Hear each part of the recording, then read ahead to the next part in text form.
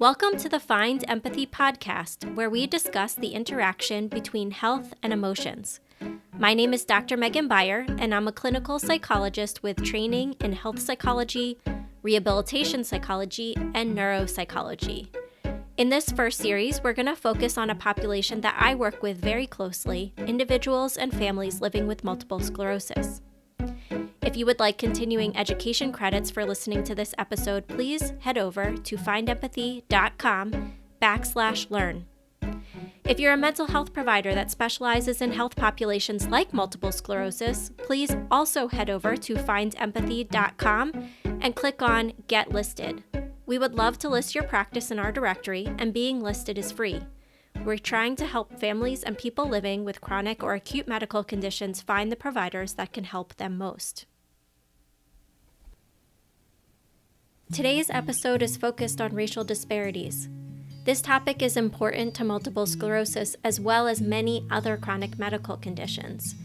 However, it is particularly pertinent to MS.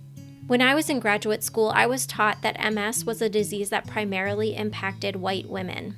This was the prevailing teaching for many years, and it continues to impact patients into the present day.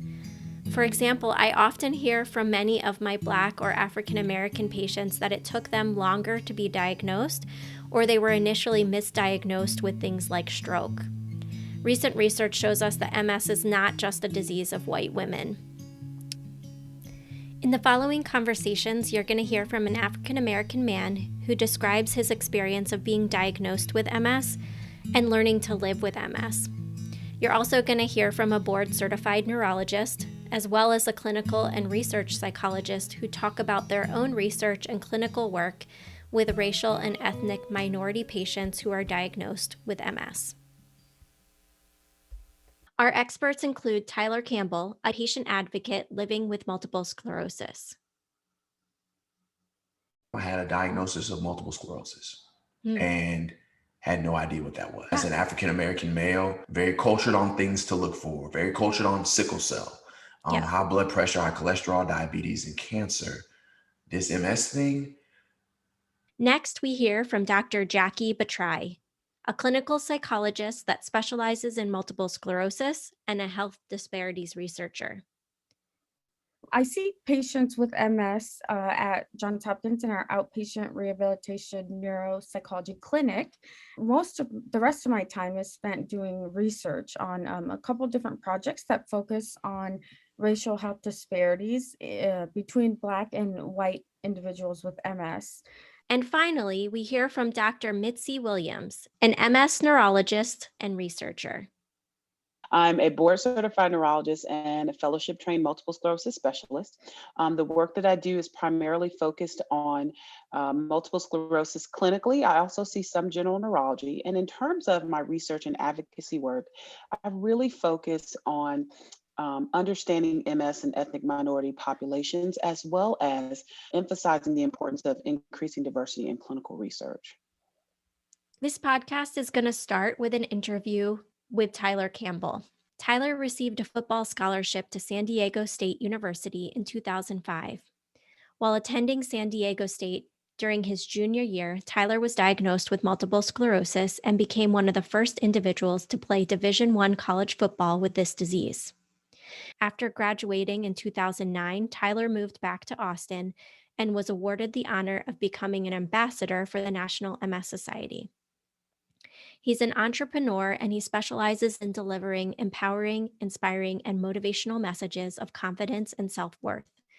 He coined the phrase TC Speaks and travels the country sharing his testimony with youth, colleges, and businesses. This episode has a lot of really important topics and very important themes that you're going to hear discussed in a more academic way by Dr. Bhattarai and Dr. Williams later on.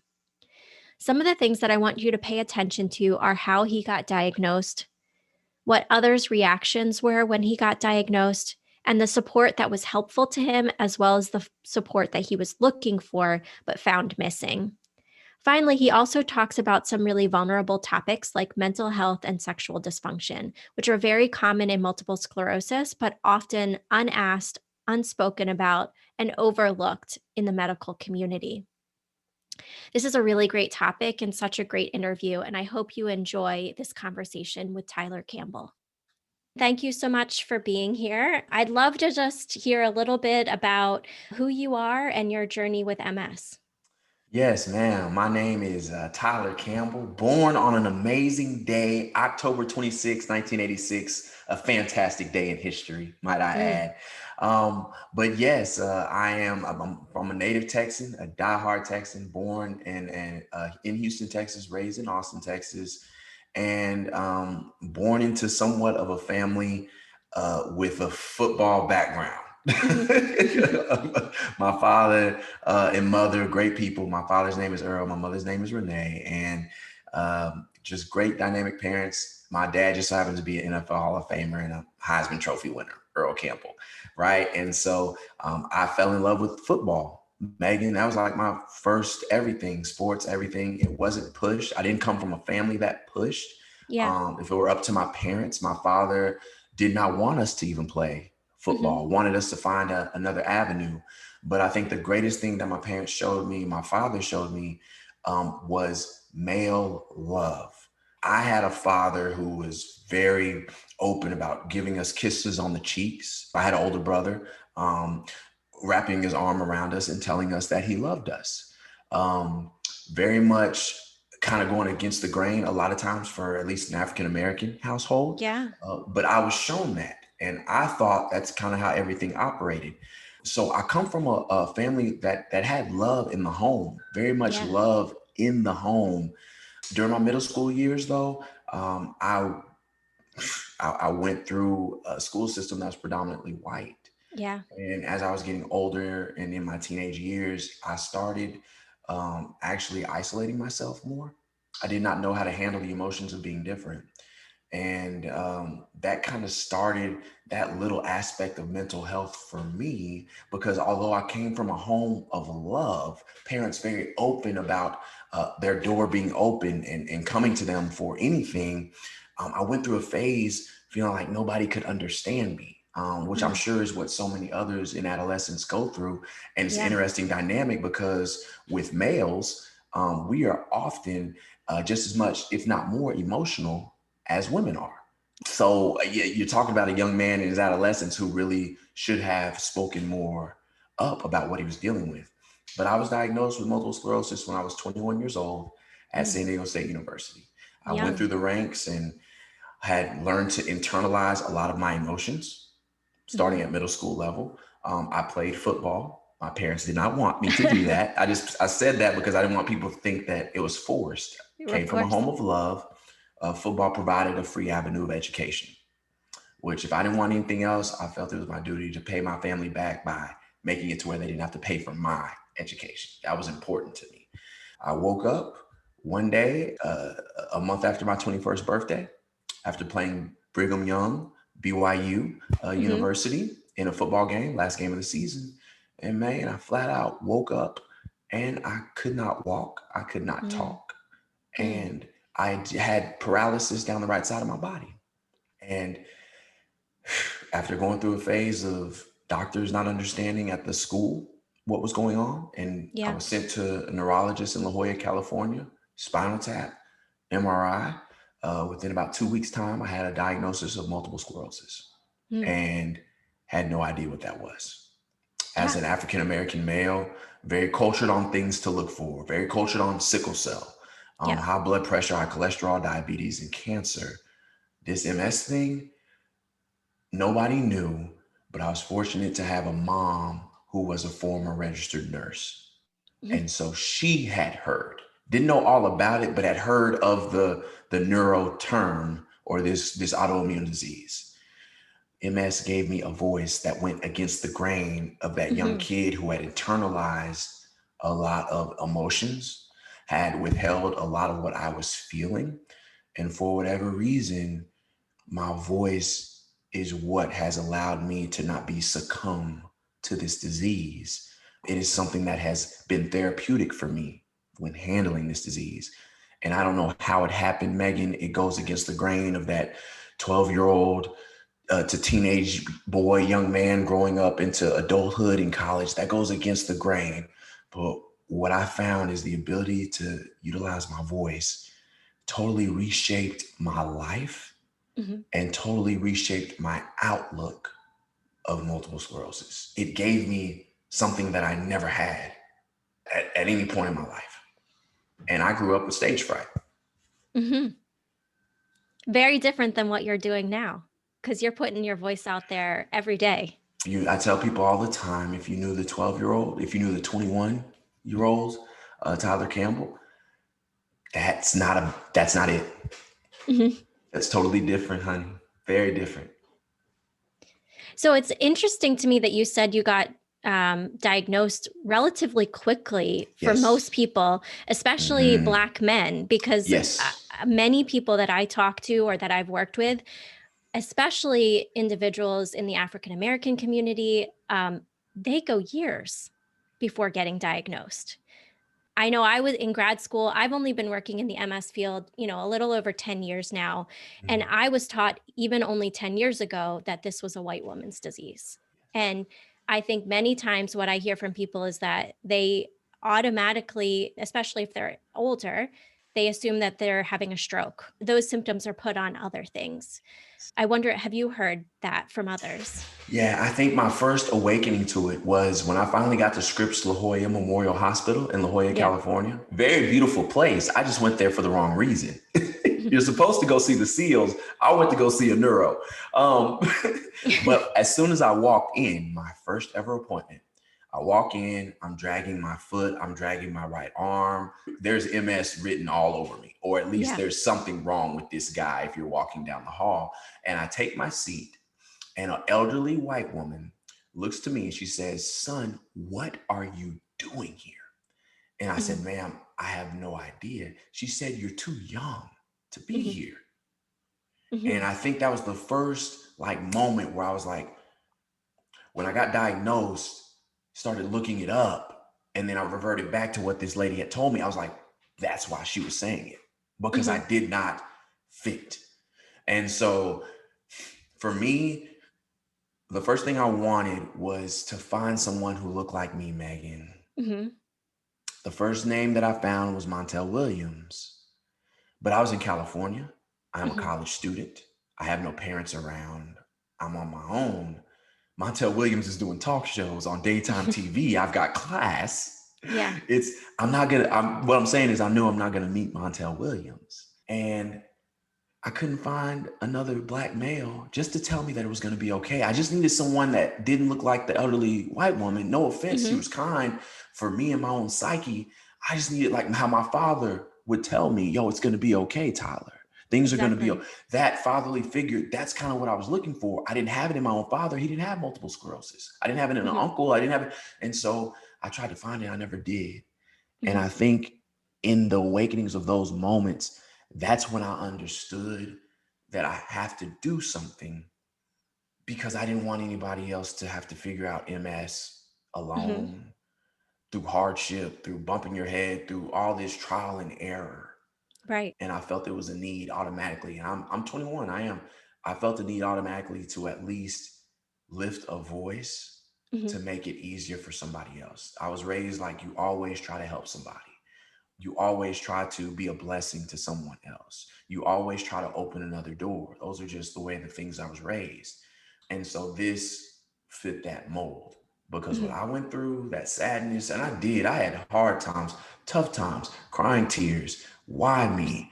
Erectile dysfunction at 21. All these other things from a male's perspective that I was dealt, and I just needed a shoulder to lean on and cry on.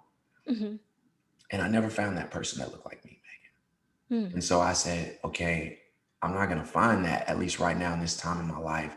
But why should somebody else, i.e. Black male or white male or anybody else, why should they have to go through or not be able to find someone that they can identify with? Absolutely. And I think you are that person. I mean, at least I'm seeing you out there sending this message to many people and being a voice that other people can look to. And, it's interesting you said that you had some mental health symptoms or some sadness that you started to experience in high school. And then, once you were diagnosed, And I think I heard you say that you are working with a psychologist or therapist. Can you tell me a little bit about that? Yeah, it goes totally against the grain. I come from a culture, not only to be a male, because we are Hmm. very machismo, we don't need help, right? Hmm. We're good, right?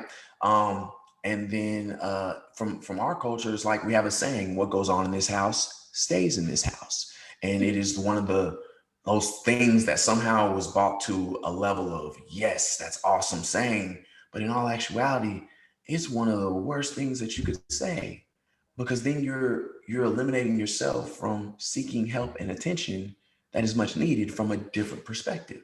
A lot of times people hear this, they don't understand that my wife is a social worker. My wife comes from a background of seeing a therapist. She started seeing one, I believe, when we were in college together. She's a former track athlete. I met her in college, and so I've seen my wife go through the therapy process from the time we were dating to all the way through. And when I started seeing that there was an added need that my wife couldn't fulfill, there's some things in my past that 12-year-old stuff that has taken about 6 or 7 months now of therapy to finally kind of catch up. And I'm learning the process. Why there's a lot of things that I had to get through to ultimately be able to help my disease in the way that I carry it. And so MS, there are some things that, yes, you're going to dig into physically for and mentally for your MS. But what you're going to find out is there are triggers for you. There's weighted stress that we are carrying. And we all know that stress is one of those big underlying things that trigger relapses. We know that. So why not dive into a lot of where that stress comes from? Because all MS did was add on to the added stress. So what if we can alleviate those unaddressed stress points, those unaddressed triggering points that have never been dealt with for years and years and years before MS even came to the building? So that's kind of where I encourage people to try to get a grip on those things, because that's weighted stress that you can leave and close doors on certain things that have been left open and unaddressed, and it's not easy, Megan. It's painful. I don't want people to be under the facade. I've cried many tears about it. There have been tough conversations I've had to have in my marriage. I still go through counseling for erectile dysfunction through this day. Yeah. But through that process, it's made me more open. I've learned how to eliminate certain aspects and people out of my life that, quite frankly, don't need to be there. And it's made me and my wife have greater levels of communication, especially about the sexual dysfunction stuff that I've been battling for 13 years now. So it's an ongoing process. I've never made it, but there's a lot less stress in my life when it comes to the disease, just because of things I've had to eliminate from 12-year-old, 13-year-old Tyler. Right. I have a few follow-up questions, but I'm going to Yeah. start with this one, which is, I'm really impressed and blown away that you're willing to talk about the erectile dysfunction. I think that's fantastic, because we know that 90% of men with MS experience some sort of changes in their sexual health, and up to 85% of women, maybe even more. And many people don't even talk about it, right? The doctors sometimes are afraid to talk about it and bring it up. I've even worked with some of my own patients who it took several months for them to bring it up to me. So I just think it's great that you're putting that message out there. What do you think is important for doctors, mental health providers, people who work with the MS community? How can they make this topic more open and accessible, and something that we can be open and vulnerable about? Yeah. So again, trial and error, right? It happened to me at 21. No disrespect to neurologists at that given time at all. But the one thing that I say is make it a forefront conversation for males and females, because we have those conversations about optic neuritis possibilities. We have those brain fog type of conversations. We have the fatigue, a lot of the big things, the big agendas, the drop foots, the paralysis, the equilibriums, the pain, the tremors. We have those types of things. This thing is just as much important, I feel, as all of the others. So go ahead and mention that. The figures that you're talking about, I had never known any of those figures, but they are prevalent for male and female. And if it's happening to females, yes, it's happening to males too. And you pointed that out, and vice versa. So I was experiencing all of my stuff at 21. And where I went wrong is thinking that it's only me with my MS and where my lesions are. I guess but it's actually more prevalent in a lot of male and females. But I never heard that, Megan. Mhm. And so my advice would be to add the dysfunction, add the loss of feeling, the numbness, add all of those things, because we know they're taking place in other parts of the body. Please address those things. I remember I cried tears, Megan, to my mother. I had a really bad relapse that took football away from me, and I cried on my mother laid at the foot of my bed. I couldn't move, and I was crying, and I told her, Mama, like I can't feel nothing. Mm-hmm. And it's worse this time than it was before. I said, things are like spazzing out down below my belt. I don't like, how in the world do I explain this to a woman if I ever want to get married? It's like I'm already just off of dysfunction, I'm already downplaying what my future could be. So there goes added stress, right? And so, but I would have maybe been a little bit more prepared had I known that this happens to everybody, number one. So if it happens to everybody at that age, you think you're young, you forget that as a male, you're going to get to that point anyway. with all the erectile dysfunction commercials, we see them all those things. It's going to happen to you. Okay. It happens to everybody, but it's just happening to you a little bit earlier. So you get a hold of it on it now and address it now. You're not in your late 40s, early, like trying to regress back.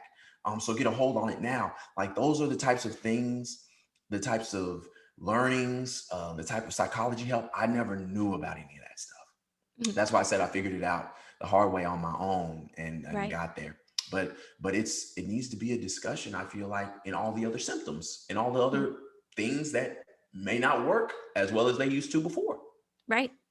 Yeah. So it's almost like knowing that that's potentially coming from MS and that there are things that can be done about it. Right. Because I think there's a fear there from many people that I talk to that this can't be addressed, or we don't know how to address this. And that's just not true. Right. Right. So how did you find the therapist that you're working with? Love it. Okay. So again, the beautiful thing about it, having open communication, no matter where you are, if you're dating, if you're just a single, your communication outlet is key, about what you're going through. Whoever that person is that you can trust, confide. Right? Confide. Mm-hmm. And so for me, again, my wife, I'd always seen her go through the therapy process. So it was one of the psychology websites, Megan. It's like you can find a psychologist anywhere. I don't know if it was Psychology Today. I don't know if it's Psychology something. And I found, long story short, I found a list of psychologists. But then as a Black male, I opened up and started asking some of my Black male friends who I knew were married that were in my circle. Never brought up therapy a day before in their lives, right? Yeah. And then I had one friend who he had just lost his sister. So he'd gone through grieving counseling. And I said, wow, how's that been? And he said, obviously been great. I said, who's your therapist? And he recommended his. Mm-hmm. Okay. And his eyes were opening up like, wow, you want to go see one? He had never seen one until the grief was too much. Mm-hmm. So it actually deepened our friendship. Mm-hmm. Which was dope. And then my wife, simultaneously, we researched on the psychology website that she gave me and narrowed it down, researched the one my friend gave me, seeing what his ratings were. You do your homework, just like you would a doctor. Do your homework and watch this. I knew what I wanted. I wanted someone who wasn't too old. And Megan, I wanted a minority. Not necessarily Black, not necessarily had to be Black. He's not Black. But I wanted somebody who was a minority, because then they could offer their own advice as well from that perspective on shaping my world. They understood my world and what I was playing in. And it wasn't hard. It was not hard. There are more people seeing therapists around us, but for some reason, you never talk about it because I guess people think you're cuckoo for Cocoa Puffs or something's wrong with you, right? And so that's how I found it within my own friends and my own wife. I love that. I didn't have to go far. Did your therapist know anything about MS before you met him? Is it him? Yes, it's a him. So okay. he had heard of the disease, didn't have an MS patient, but he had heard of the disease, but he learned more about what it can do to the body through me, right? Through he you. knew it was an autoimmune disease dealing with brain and spine.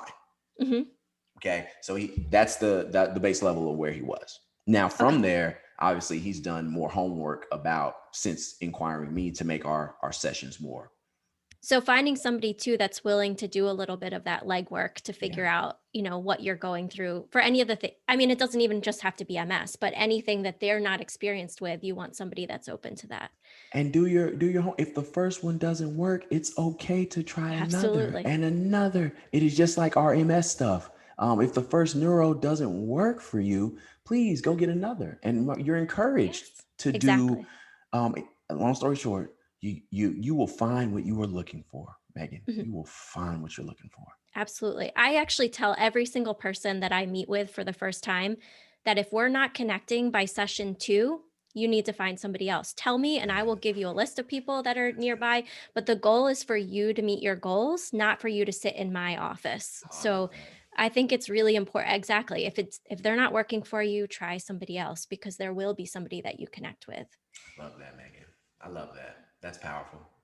Thank you for being so open. Truly, my goal for people is that they get better. And if you are we know that the research shows that if you are not connecting or vibing with that person, then you're not going to get better. A large percentage of what makes therapy work is that you feel connected and able to open up to that other person. Yeah. I know that you're doing a lot of advocacy work as well. Yes. And can you talk about that? Yes, absolutely. Therapy has been so awesome for me because it's gotten me to a place where it actually enhanced my gift. MS, like I told you, I thought football was all that I had. The world of MS showed me that my gift is actually through speaking. And so what I tell everybody is, please don't wish to be like somebody else. Walk with what you are gifted with, and it will make more and more room for you in this world. So my gift started out as being in support groups, just being open and talking and having dialogue. And with that, philanthropy came. When I was in college, I had already started. I always had a heart to help other people. I had started with helping other elementary schools that were underfunded with fundraisers when I was in college. And when MS came into my life, I said, okay, I have a heart for kids, but my shift needs to be something that's heartfelt and more personable. And that's when I said, why don't we start with MS? So I started working with Pro Player Foundation, a foundation that was helping me in California. They normally help professional athletes. I didn't make that, but I had a heart and I had a willingness to serve. I have a voice, not like most professional athletes. You don't have to, I don't have fear of a microphone. And I had a dad and a mother who were very supportive. Again, they didn't know all about, we learned about MS together, but my family jumped behind me and I said, hey, this is my path of giving. This is what I want to do to help other people. And so we start doing events and fundraisers to raise money and funds for research in MS. Some have been scholarship recipients with MS for multiple sclerosis. And I've been doing it for over 10 years. And it's just evolved. It's been a true blessing. You find a cause near and dear to your heart. And now I have a greater in-depth involvement because I have initiatives in place, educate, elevate, and collaborate, which is where we're trying to raise more awareness, more education for the underserved in the minority communities, the Latinx communities, the African-American communities, but everybody as a whole, because there's so much more learning that must be done, And so, I've taken what I have and I'm walking in it, not trying to be something different. I have MS. I love to speak. It's nothing crazy. And you just take those things and work on them every day. That's what my heart is. I have a gift to speak, but a heart to serve. And that's all that we have. So one final question, if people want to follow the work that you're doing, kind of hear more about what you're doing, where can they find you? Yeah, I have a website. I am tylercampbell.com. And on social media, I am at TC Speaks 32. I also, I forgot about this, Megan. Holy smokes. I also have a radio show I don't have a background in radio, Megan. I just have I have a radio show that's every Saturday at 12 p.m. on a sports network, but I don't talk anything about sports. And I'm the #1 radio show on Saturdays for the network. But it's on 104.9 The Horn FM. You can download an app called The Horn app on every device that you have, and you can listen. And I just speak about encouraging words. Of course, I highlight multiple sclerosis because it's a part of my life. But my whole thing is getting people to understand their self-worth, helping men to understand that it's okay to be vulnerable, and just diving into conversations and life experiences that I've had with the hope that it can bless somebody else. And that's it. Wonderful. Well, thank you so much. I really, again, truly appreciate your time and energy being here and talking with me. Thank you for what you do, because we need more people like you, because you got to open up to somebody. In this next interview, you're going to hear from Dr. Jackie Bhattarai, a clinical psychologist at Johns Hopkins and a health disparities researcher.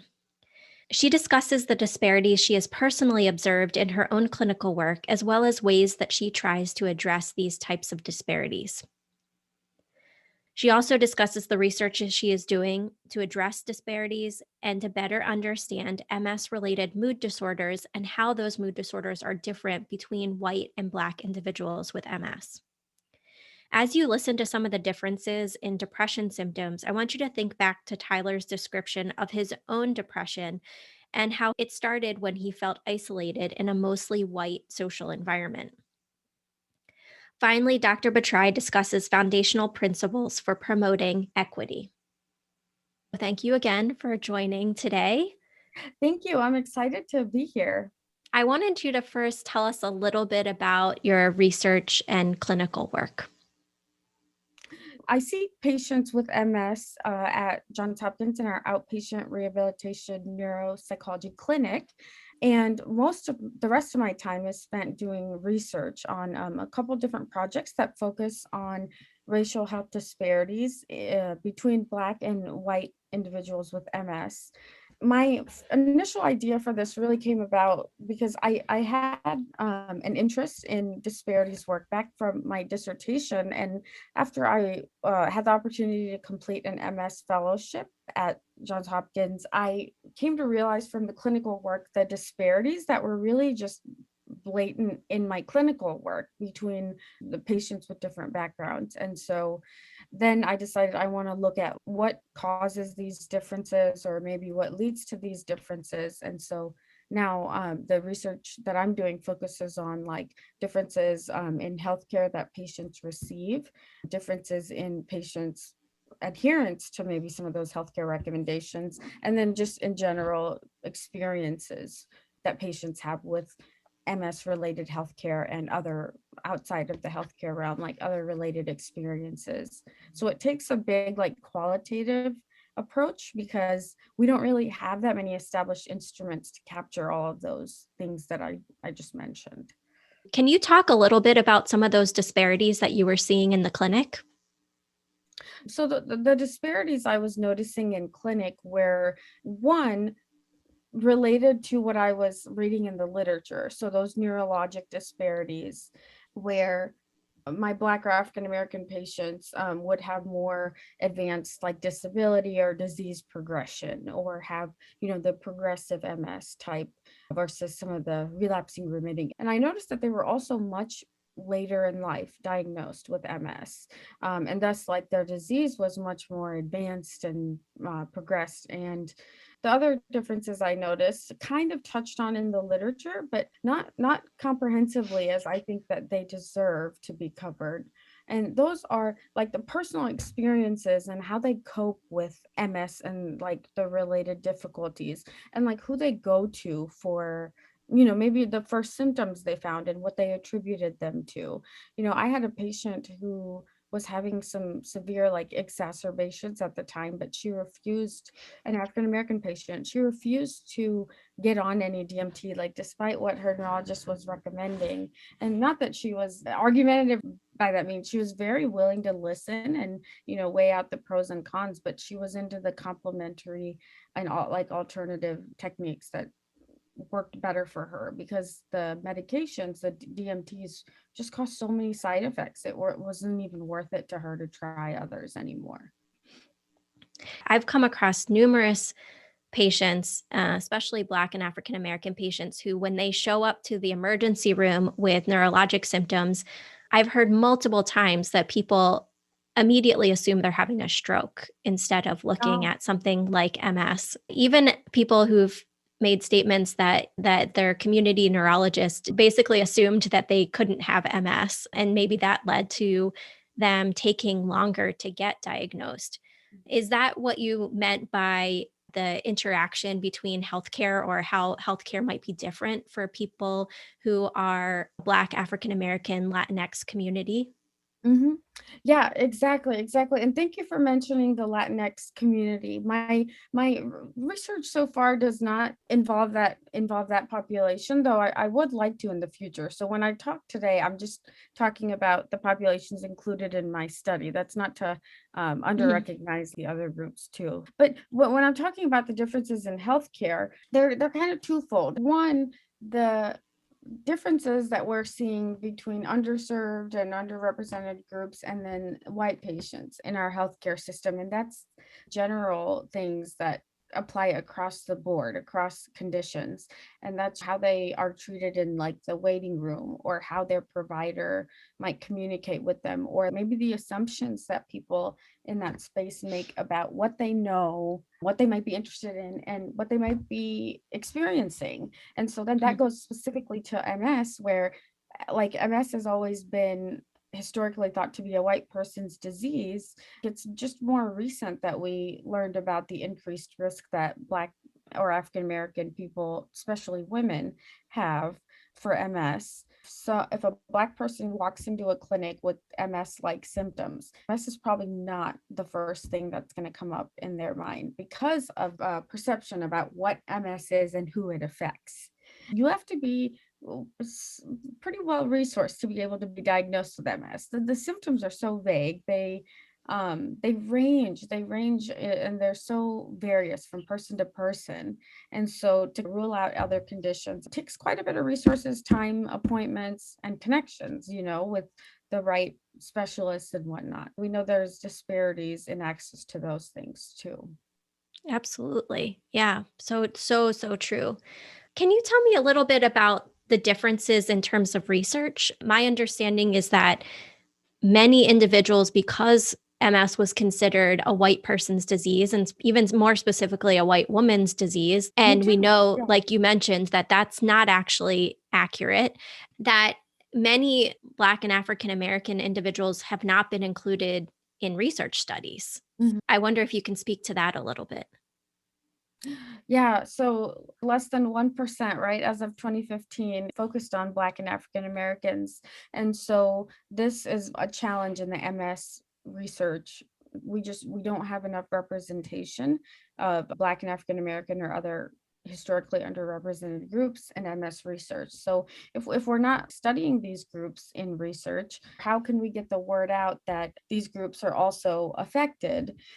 And this goes into, that patient I was telling you about who was really just hesitant to get on any medication because of the side effects. Well, if these medications are studied primarily on a certain group of people, we don't know if these side effects are going to impact other groups differently. And so, and that's a scary thing, is like you start a medication and you don't know how it'll impact you, and you're not finding anything online that might give you any guidance, right? So of course, then you're kind of scared to try anything else.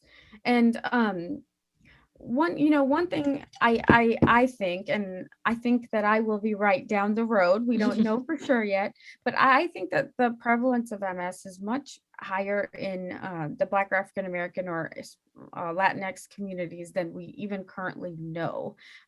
We recently learned that Black women specifically have a higher risk than other groups for MS, but I think like the prevalence is much higher. We just haven't been able to recognize it, or it's not diagnosed, or due to some of the mistrust and access issues that certain communities have. I think like people haven't been diagnosed who may actually have the condition.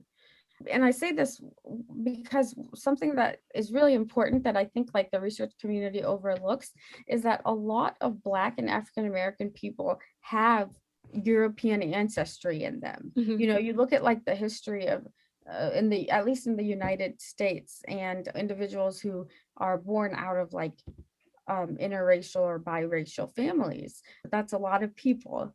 So it's not very surprising that that rate is high, but yet I think like in MS, because of the traditional perception, maybe it's a surprise to people. But when you think about it, it shouldn't be.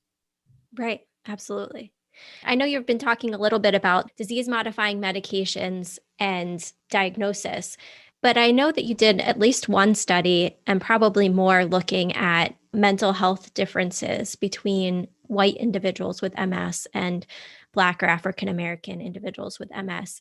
Mental health studies looking at underrepresented groups or traditionally underrepresented groups in MS are even fewer than probably the medically related things. I'd wonder if you can talk a little bit about what some of your findings have been there.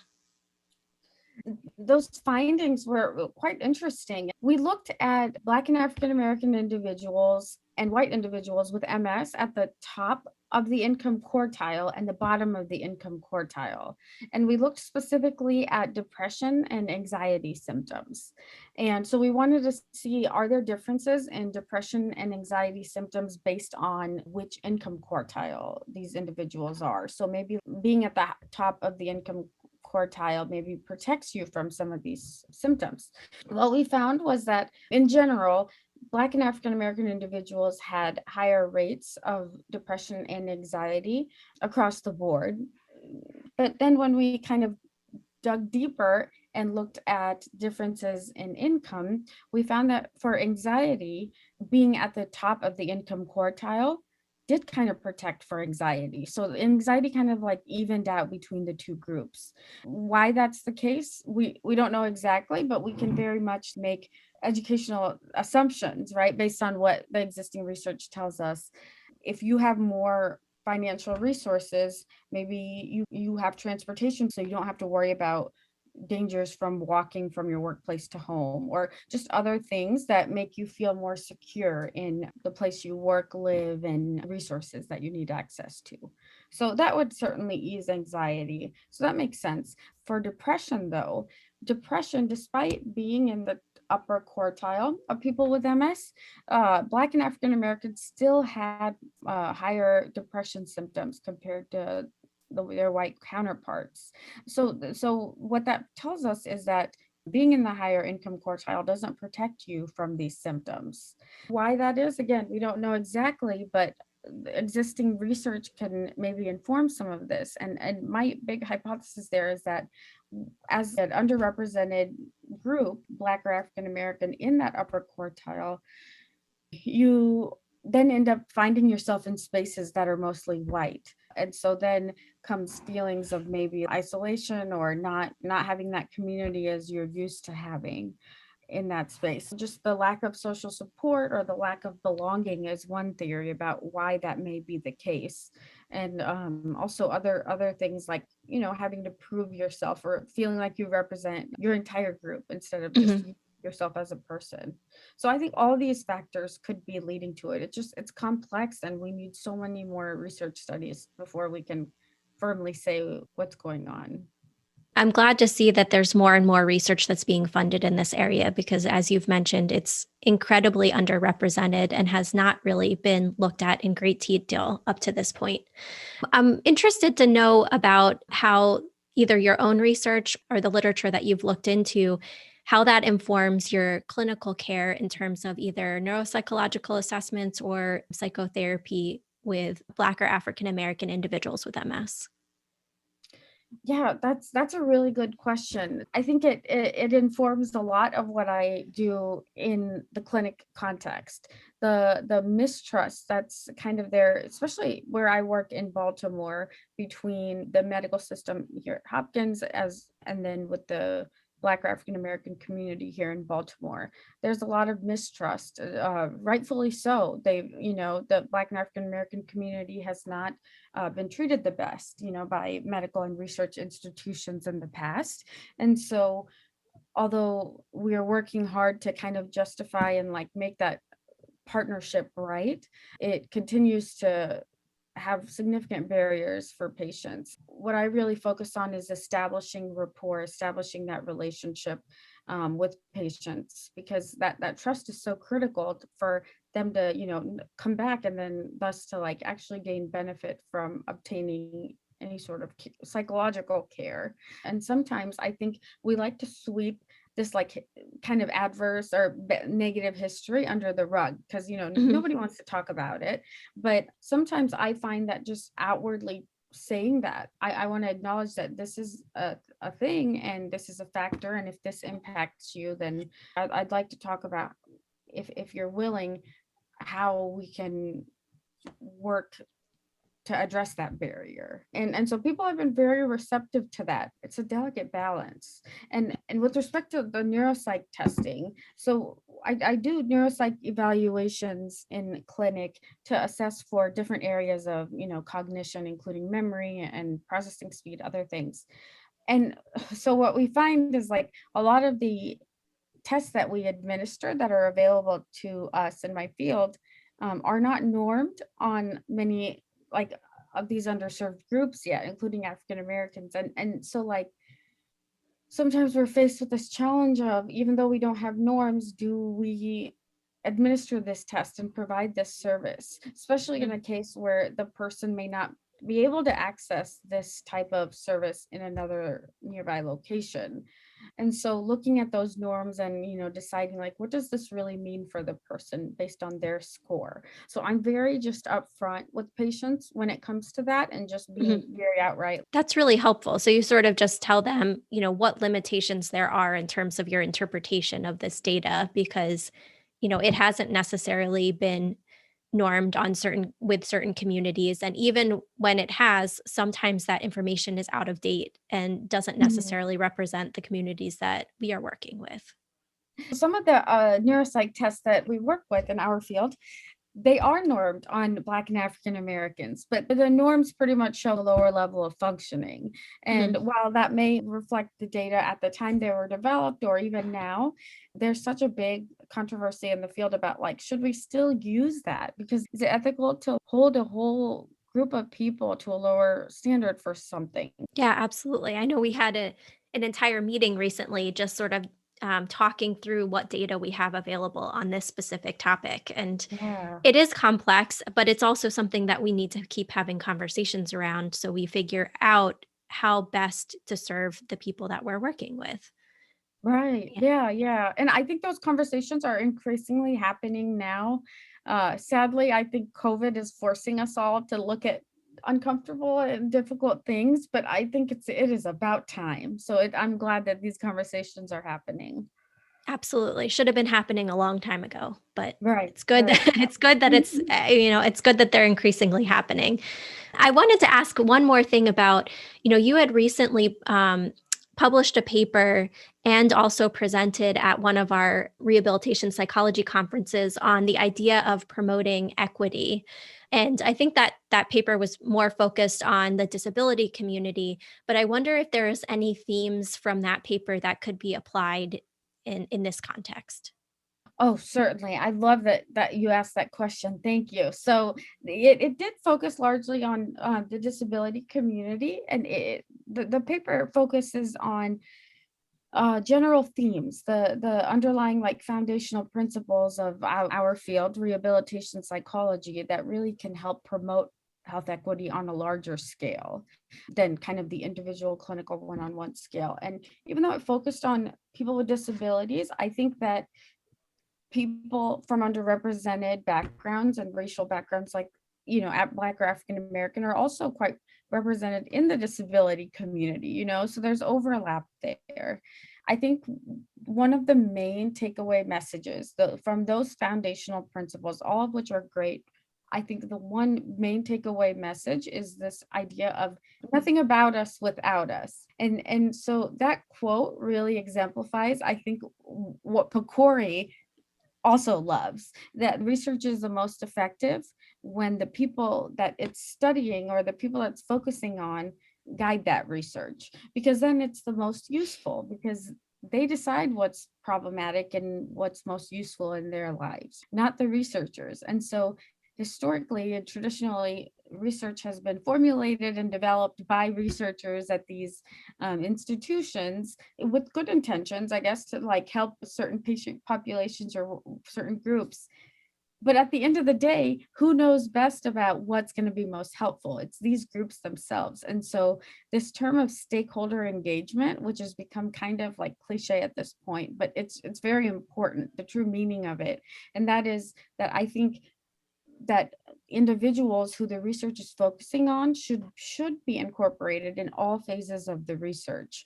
And if you look at the disability community, all the legislation that has been made in the United States and historically that has really put the disability community at a disadvantage was made without any input from that community. Without representation. Yeah. Yep, exactly. So of course, yeah, it's led to some really negative, significant disadvantages that impact the community to this day.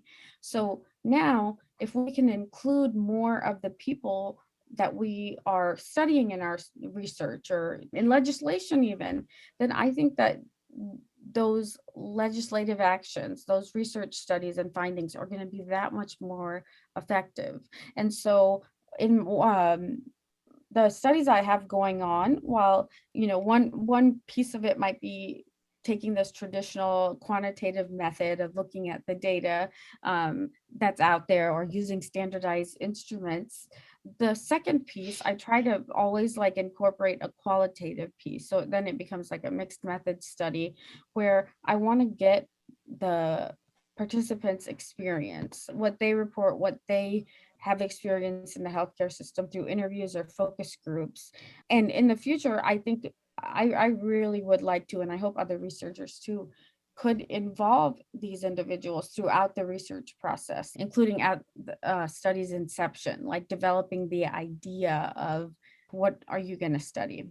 So one last thing I'll say about that. Last night, I was actually contacted by a close colleague of mine who works for I Conquer MS, and she told me about this survey.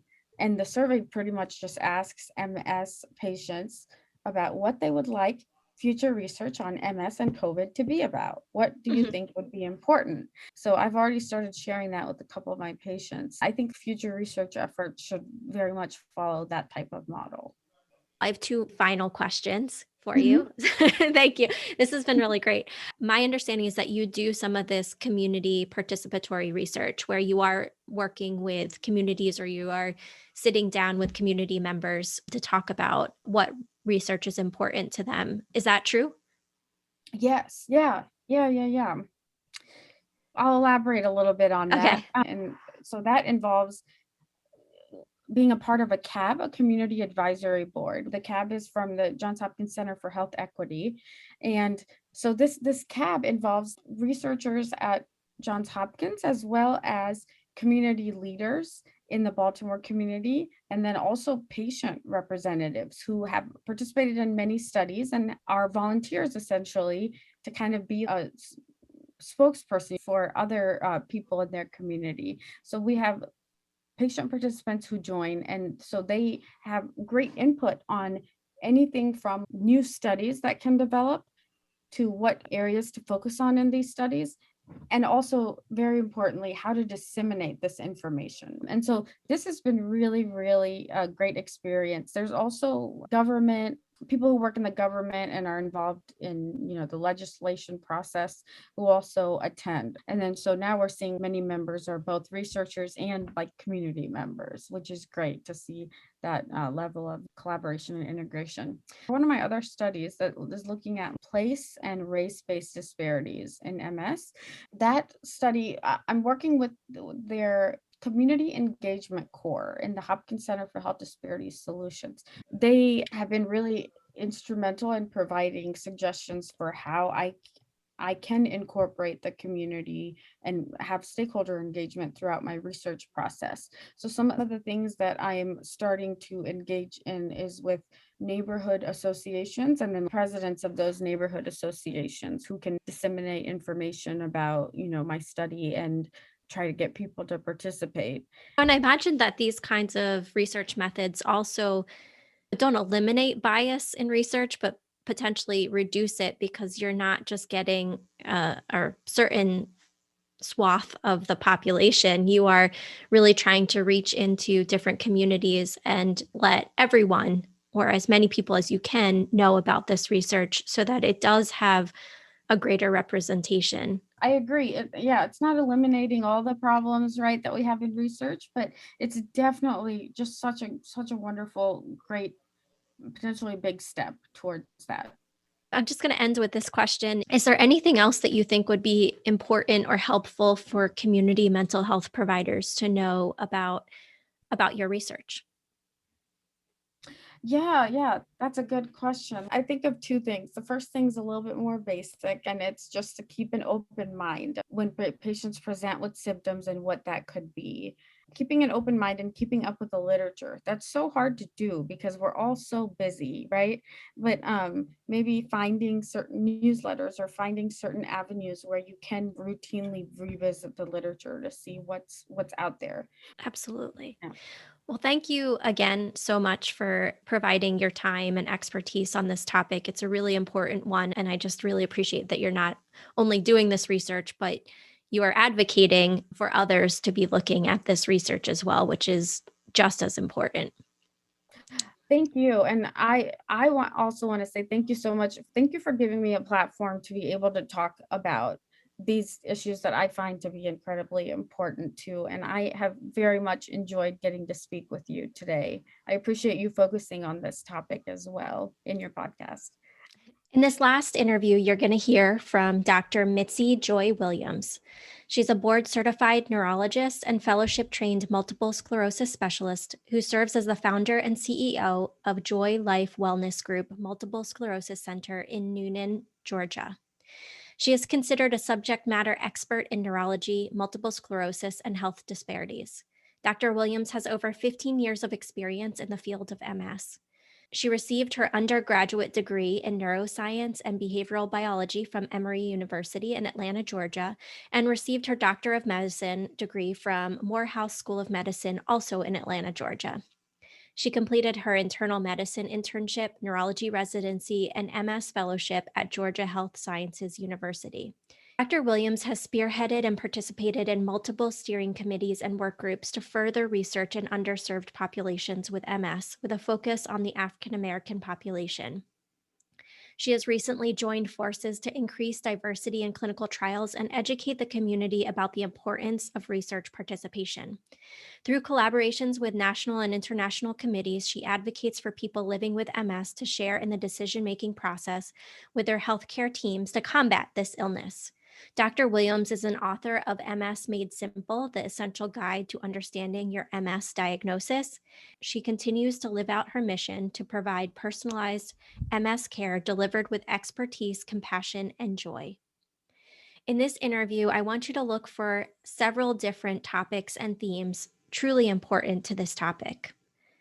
Dr. Williams discusses the incidence of MS in Black and African Americans and why that incidence may be even higher than what we already know. She also discusses multiple reasons for racial disparities in diagnosis, outcomes, and prognosis, as well as mental health changes in Black individuals with MS. Dr. Williams discusses her efforts to build a registry in which researchers can better understand and ultimately address racial disparities. Please enjoy this interview with Dr. Williams. Thank you so much for joining me today. Can you tell me a little bit about your clinical work, advocacy, and research? Absolutely. Thank you so much for having me. I'm a board certified neurologist and a fellowship trained multiple sclerosis specialist. The work that I do is primarily focused on multiple sclerosis clinically. I also see some general neurology. And in terms of my research and advocacy work, I really focus on understanding MS in ethnic minority populations, as well as emphasizing the importance of increasing diversity in clinical research. This is such an important topic. I'm remembering even from my own graduate training, which was not that long ago, I was taught that MS was more of a white woman's disease. And I think that we are recognizing that that's not true, that there's more to that story. Can you tell me a little bit about prevalence and incidence of MS in different communities? Absolutely. So I was taught the same thing in my training, that MS was primarily a disease of young white women.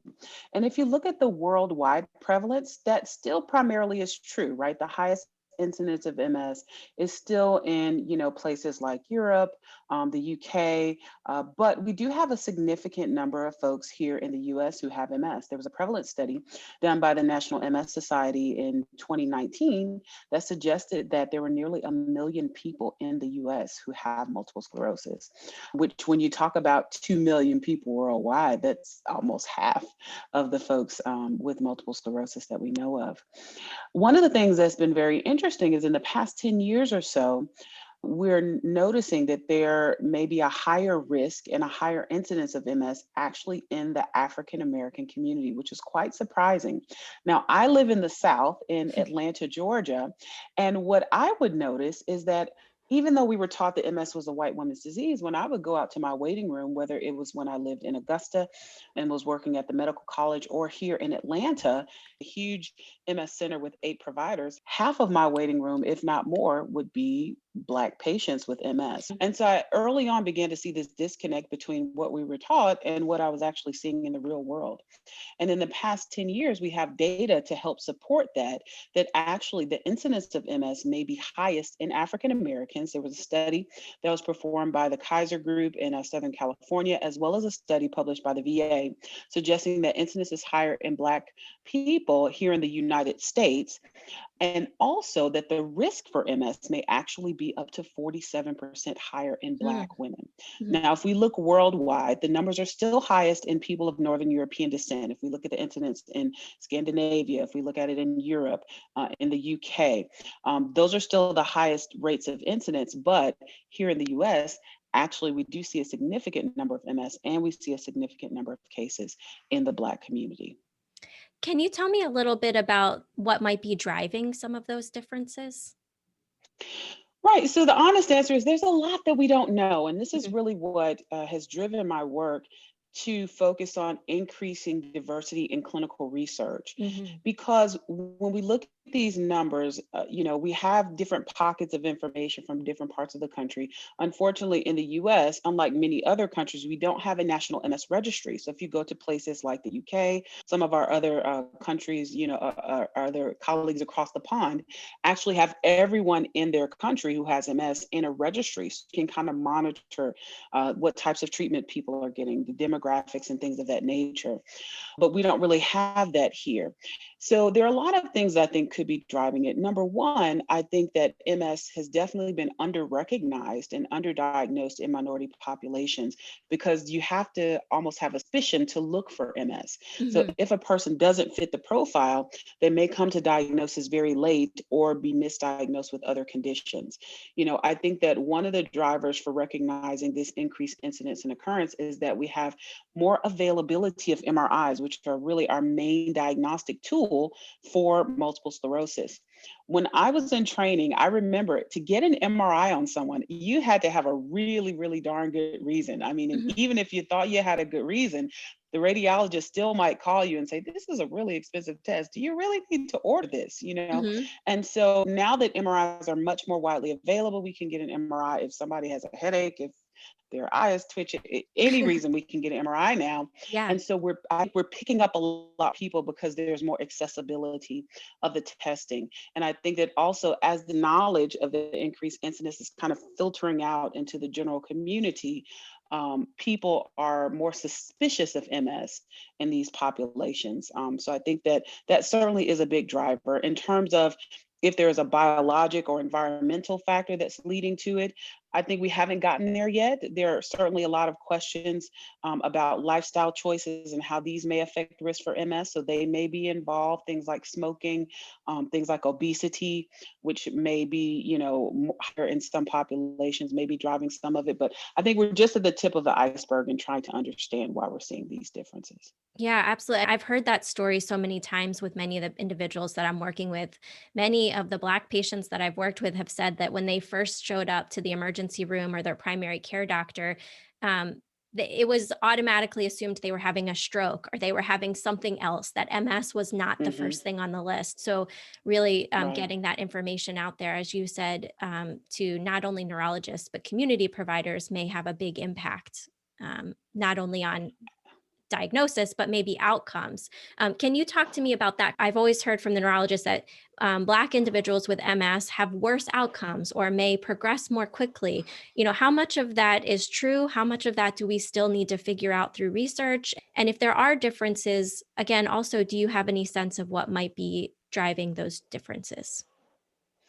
Yeah, so that's an excellent question. So in terms of the differences that we see, what we have from the literature that's available is that the studies suggest that African Americans have a higher level of disability earlier on in their MS, that they also have potentially more aggressive disease, so higher burden, more lesions or white matter changes in their brains, Mhm. more atrophy or shrinkage of the brain, which can lead to problems like cognitive dysfunction, can also lead to other, generalized symptoms. They tend to have more spinal cord lesions or spinal cord damage, which can lead to mobility issues. So some of the studies suggest that Black patients or Black people living with MS may have to use a cane or walker up to 6 years earlier than their white counterparts. Mm. There are also studies that suggest that they're admitted to nursing homes earlier. And I think one of the studies that I've been using in all of my presentations that is very shocking is that there was a study performed by Dr. Liliana Amescu, was the lead author on that. She's out at USC. And they looked at mortality. And so they looked at mortality rates in MS patients where MS was listed as the primary cause of death over about a 10-year time span, I believe. And what they found was that Black patients died at higher rates Mm. at younger ages, Mm. right? Which suggests that there may be more disability. And so that to me is a very startling and shocking statistic or Yeah. problem Yeah. that even increases the urgency of us kind of focusing on these issues. In terms of drivers of that or why we see that, we really don't have a good understanding of what part the biology plays, right? There are some Mhm. studies that suggest that there may be more B cell involvement, for instance, and that certain treatments that target B cells may be more effective in African Americans. And we also know that certainly social determinants of health play a large issue or a large part in some of the outcomes that we see. Do people have access to care? There are studies that suggest that, Black people with any neurologic condition are 30% less likely to see a neurologist, right? Mm. Mhm. Living Yeah. in there have a neurologic condition, right? So we're not even talking about getting to an MS Specialist. specialist. We're Yeah. talking about seeing a general neurologist. And so there are huge issues with access to care, insurance coverage, access to medications. Also, we have to think about bias within the healthcare system. Are people being provided equal treatment? Is there Mhm. any type of discrimination in the way that people's care is given and the time that's spent, et cetera? And so there are a lot of these issues. And again, it underscores the fact that we need more diversity in our clinical research. Most of our clinical trials, our major clinical trials for MS, have less than 5% enrollment of Black people. Yeah. And so we can't really get to the bottom of these issues until we begin to study them in a controlled way. So if we remove the barriers to access to care, is there a biologic basis left there that is causing or driving this change? Or is it really all that people have difficulty accessing the system appropriately and continuously, and that's what's leading to the poor outcome? So the honest answer is we don't know.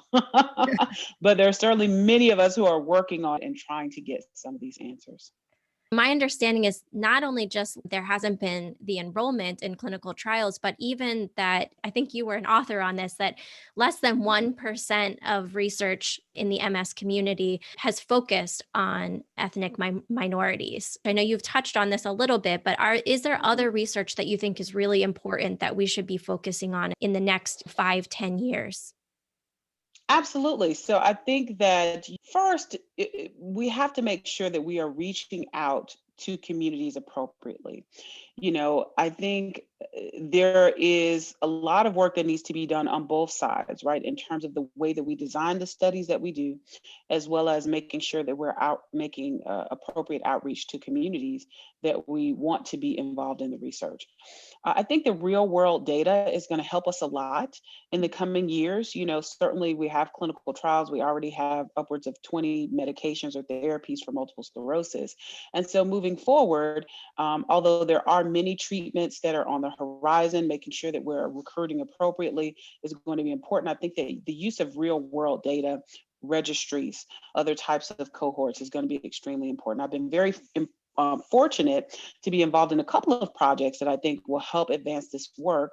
One of which is the CHIMES trial, which is the first clinical trial focused on African American and Hispanic Latino American patients with MS. And so we started enrolling for that last year. I'm the lead investigator for that trial. And we're hoping to find some of these answers, although with a small number of patients, we're hoping to kind of find some of these answers in a controlled setting to be able to look at how people do on a therapy that's already approved, their MRIs, and see what happens when we remove some of those barriers. And we were very intentional about the way that the trial was designed. We had input from people living with MS in the trial design, and try to remove some of those barriers that are common to keep or exclude people from being involved in clinical research, which I think was very impactful.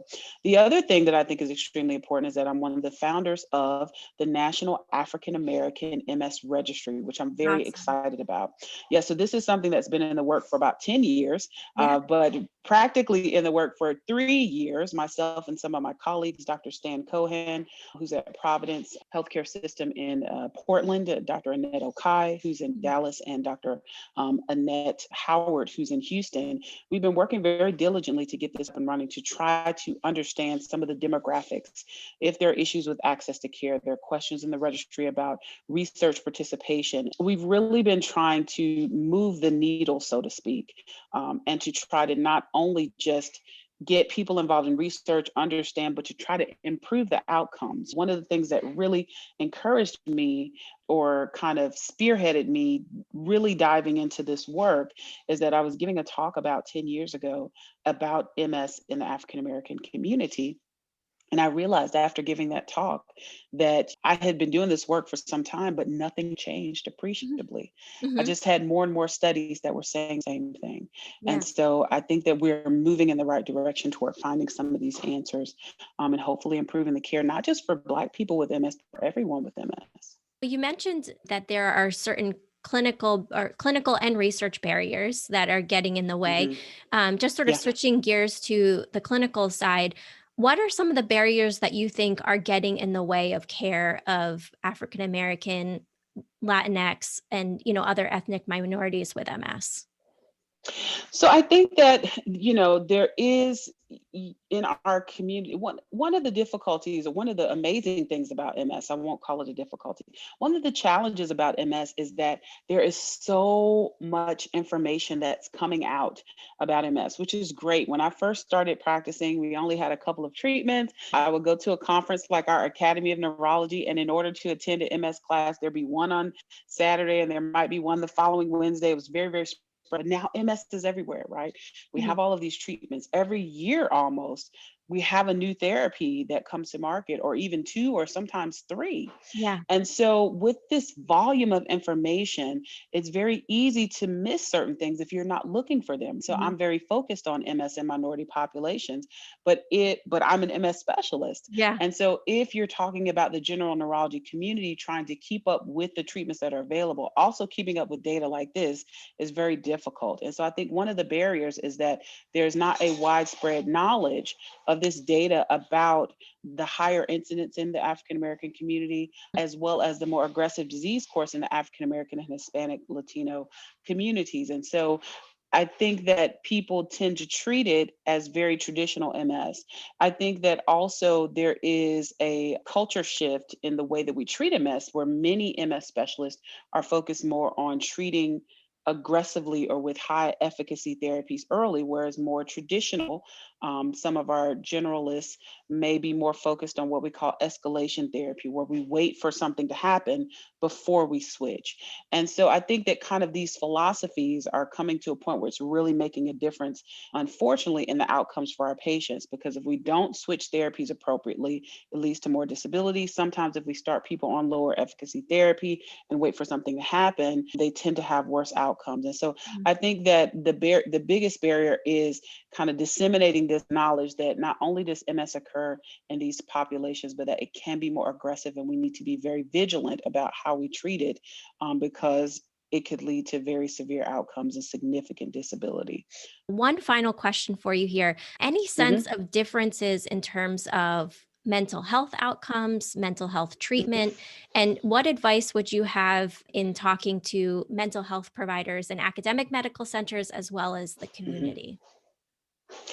Yeah, so I am a huge advocate of mental health, accessing mental health services, right? I think it is extremely important and key to successful treatment of multiple sclerosis, because in treating the whole person, we have to recognize that with all of the regular life stressors, you add a chronic disease on top of that that's unpredictable. We don't know what's going to happen. In some cases, people have symptoms that they don't know if they're going to get better, or they may have loss of their dream job or ability to do things that they had gone to school for years to do, or care for their families, et cetera. So mental health is hugely important to successful treatment of MS.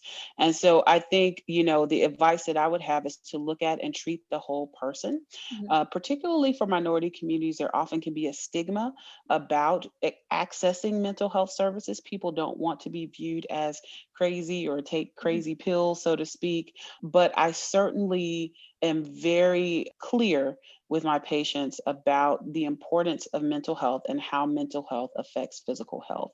So I think that we certainly try to approach everyone as an individual. We try to make sure that we recognize that there are lots of stressors for these patients. I think in addition, for minorities, the stressors of systemic racism in their everyday lives is an additional stressor. Yep. In addition to life stressors like taking care of kids, family, plus the chronic disease, right. I think all of these things are coming to the forefront. So we have to look at people as individuals. We have to acknowledge the things that have occurred, discrimination or other experiences they faced, and try to move forward and establish a trusting relationship. And I think that that's something that has been a godsend for many, many, many of my patients, is accessing mental health services appropriately and helping to remove that stigma so that they can live their best life with MS. Thank you so much for the time that you took to talk with me about this today. If people want to follow you, see the work that you're doing, where can they find you?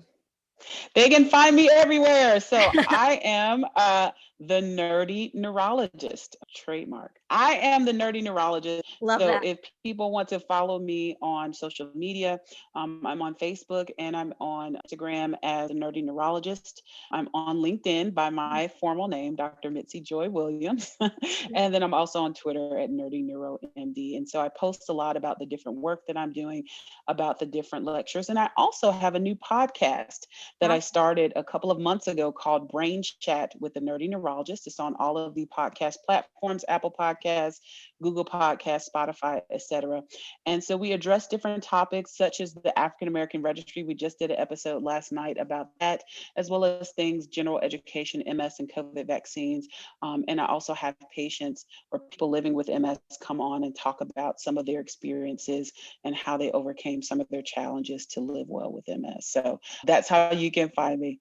Fantastic. Thank you so much. I really appreciate the time you took, and I look forward to keeping in touch with you. Absolutely. Thank you so much for having me.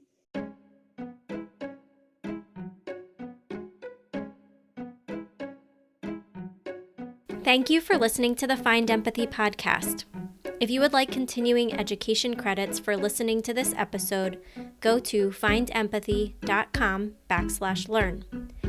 Our goal is to help people living with challenging medical conditions find the mental health providers who understand their diagnosis. Our education, and this podcast, is focused on increasing the number of mental health providers who can help. If you are a psychologist or a mental health provider that specializes in health populations, please consider signing up on the free Find Empathy directory. Go to findempathy.com and select Get Listed.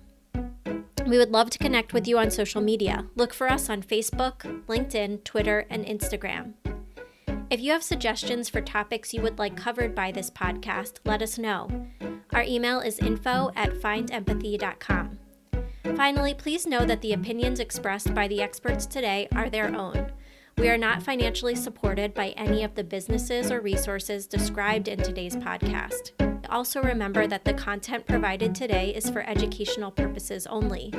Please seek the guidance of your doctor or mental health provider for any questions you might have regarding your own health or medical condition. Thank you so much for listening, and we look forward to you joining us in the next episode.